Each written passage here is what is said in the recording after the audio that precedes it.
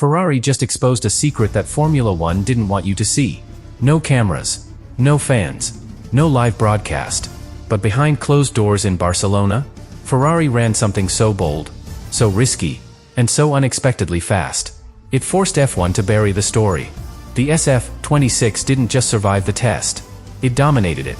440 laps, 0 mechanical failures, and the fastest time of the entire week, set by Lewis Hamilton in a car that isn't even finished yet. But here's what makes it terrifying. Ferrari wasn't running at full power. They were holding back.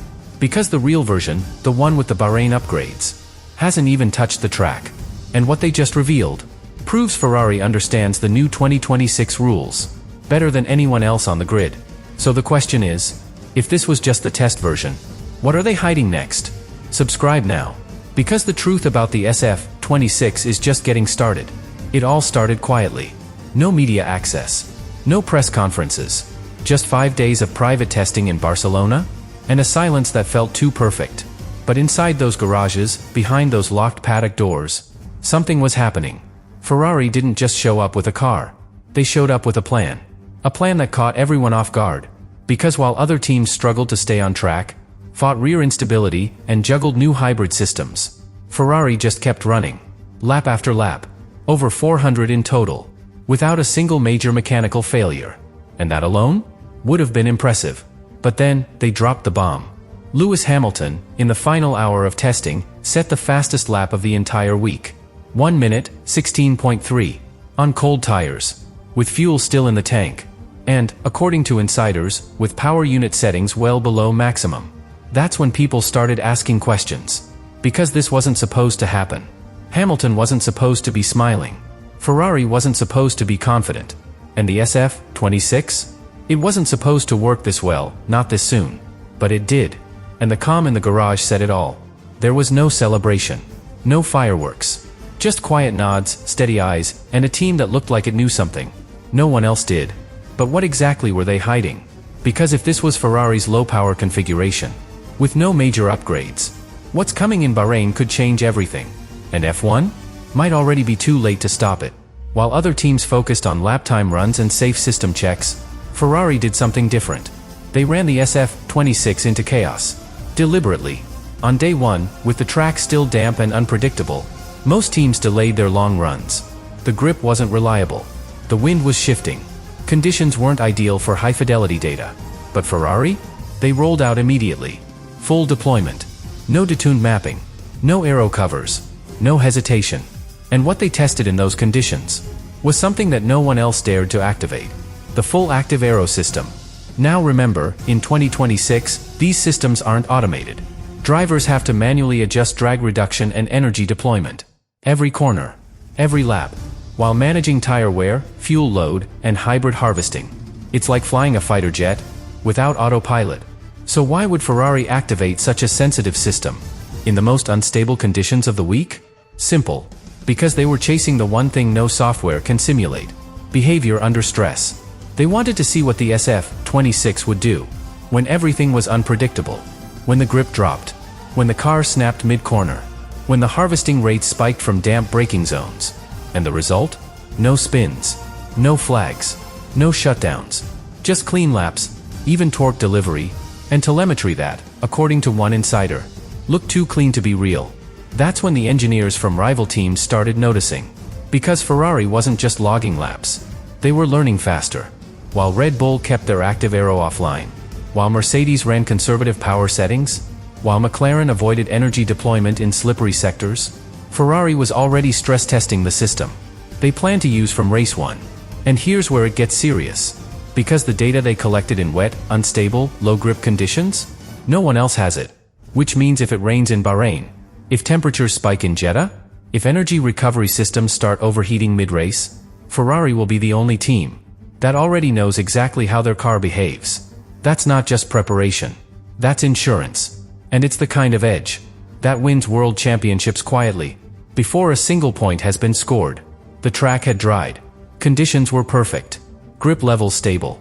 Temperatures ideal for long runs. It was the kind of window every team waits for. But while others scrambled to test performance modes, chase soft compound times, and squeeze in final tweaks, Ferrari sent out Charles Leclerc.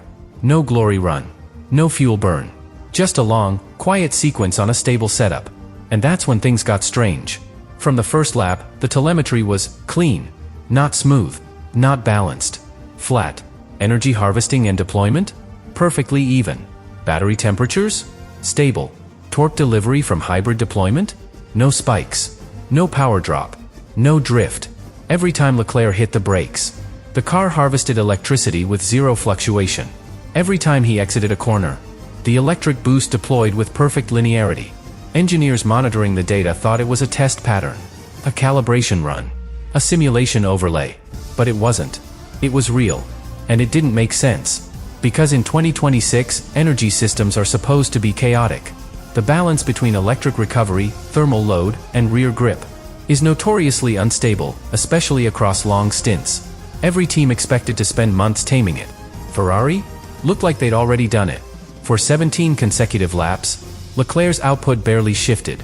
No software resets. No cooling dips. No lift and coast messages on the radio. It was quiet. Controlled. Almost too perfect. And here's what made it even more unsettling. When the data was compared to other teams, Red Bull, Mercedes, Aston Martin, it didn't match. Everyone else showed drop-offs, spikes, corrections. Ferrari didn't. They weren't just running clean laps. They were running a system that looked like it had already passed the final exam before the season had even started. And that's the moment rival engineers started whispering. Not about setup, not about pace, but about the one question no one could shake. How the hell is that possible? It was late afternoon. The sun was low. Grip levels peaked. Most teams were wrapping up. But not Ferrari. They sent Lewis Hamilton back out. Not for a push lap. Not for a media stunt. Just to feel the car. And from the very first corner, he looked different. Calm hands. Short inputs. No corrections. He wasn't fighting the car. He was flowing with it. By lap 3, he was matching Leclerc's times. By lap 5, he was edging ahead. But it wasn't the speed that stunned everyone. It was the confidence. Hamilton didn't radio for adjustments. He didn't struggle with balance. He didn't complain about snap oversteer or hybrid delay. Instead, he delivered a sequence that mirrored Leclerc's. Energy output? Flat. Consistent. Controllable. Deployment curves? Identical. Even the way he entered and exited corners. Same lines, same throttle, same energy timing. It was like watching the same driver twice. And that's what sent a chill through the paddock. Because no other team managed this. Red Bull? Still balancing a nervous rear end. Mercedes? Still struggling with battery temps. McLaren? Fast in bursts, but unstable over a stint. But Ferrari? 2 drivers. 2 styles. Same machine. Same outcome. And on his final run, Hamilton dropped the fastest lap of the entire test. 1:16.3. On used tires. With fuel in the tank. And, this is key, without using full deployment. Insiders confirmed. Ferrari had the hybrid power unit dialed below maximum. And just before the finish line, Hamilton lifted. Slightly. Deliberately. Because that lap wasn't about proving something to the public. It was about sending a message. To the other 9 teams. To the media. To F1 itself. We're not done. We're just getting started. Most fans don't realize this. But Ferrari arrived in Barcelona with a plan that was radically different from the others. While teams like Red Bull and Mercedes arrived with performance upgrades, new wings, experimental parts, Ferrari stripped the car back. They brought a conservative floor, an unfinished rear wing, early cooling ducts, and deliberately held off on software overclocks for their hybrid system. Why? Because they weren't trying to win the test. They were trying to build trust in the platform. They wanted consistency, reliability, a foundation they could scale. And that's exactly what they got. But here's the twist. As soon as the test ended, as soon as the paddock started packing up, Ferrari confirmed something that changed the tone instantly. The SF-26 we saw in Barcelona was not the final car. The Bahrain version will feature a fully revised floor, optimized for energy recovery under load, a more aggressive side pod profile, targeting aero efficiency at high temperature, a reprogrammed hybrid deployment map for dynamic control in DRS zones, and a lighter, more compact cooling unit, built to handle desert heat. And those aren't rumors. Those are confirmed upgrades. Which means the car that just set the fastest time of the test was holding back. And here's what that means. If Ferrari shows up in Bahrain with even a 0.3 improvement, they're no longer in the fight. They're leading it. Because they're rivals? They were already on aggressive setups. Already chasing peak performance. Already running light. Ferrari? Played it safe. And still topped the chart. Which begs one final question. If this was Ferrari's Phase 1 car, what are they about to unleash in Phase 2? Because if what we saw in Barcelona was just the foundation, then the real SF-26 hasn't even arrived yet. Let's step back. Lewis Hamilton, 7-time world champion. The most experienced, most decorated driver on the grid. And last year? He was broken. 0 podiums. A car he couldn't trust. A team in public chaos. But now? He's calm, measured, confident. And that doesn't happen by accident. Because Hamilton has driven legendary machinery. He's won with dominant cars. And he knows what one feels like. And when he says, "There's a winning mentality in this team now," you pay attention. Because Ferrari hasn't just changed the car. They've changed the culture.